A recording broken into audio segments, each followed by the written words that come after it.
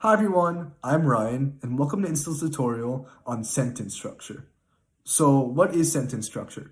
Sentence structure is the way we put words in order to make a sentence. It's how we organize the words in a sentence to make it make sense to people, right? Very important stuff. Sentence structure is comprised of parts of a sentence, and there are three main parts of a sentence. The subject, the main thing that we're talking about here, the predicate, which is basically the action of what the subject is doing, and the object, which is the thing or person that receives that action that's happening in the predicate. So let's go into some examples of this. Example 1, the cat is sleeping. So obviously the subject here is the cat because that's what the sentence is talking about. And the predicate is the action. And what's the action here? The sleeping of the cat. So the sleeping must be the predicate. Okay, let's go to the next example. The baker crafted a beautiful birthday cake for his daughter. So, the subject is the baker, because that's what we're talking about. And that subject is performing the action of crafting, or in this case, it's past tense, so crafted, that beautiful birthday cake for his daughter. And those two are objects. The cake being a direct object, and the daughter being the indirect object. How do you separate those two?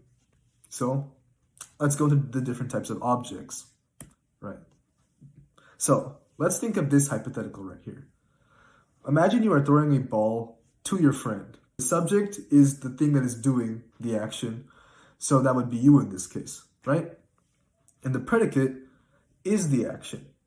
So the subject does the action, which is throwing the ball. So the throwing of a ball, that is the predicate there. The direct object is the ball, since direct objects are the ones that are receiving actions. And the indirect object is your friend, because they don't directly receive the action, but they benefit from that action that's happening in the predicate. All right? So let's go over that one more time over here. Direct objects is what gets the action of the verb directly, like the ball that you are throwing. So the throwing of the ball is the predicate, and the ball is the one being thrown, right? So that ball is the direct object. Here are two more examples. He kicked the ball. Kicked what? The ball. The ball, again, is the direct object here.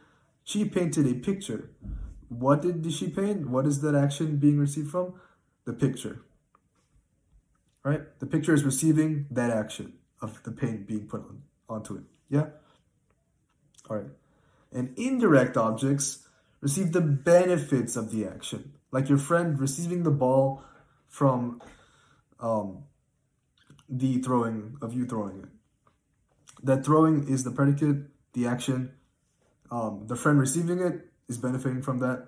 He's the indirect object. Here's two more examples, okay? So he baked a cake for his mother.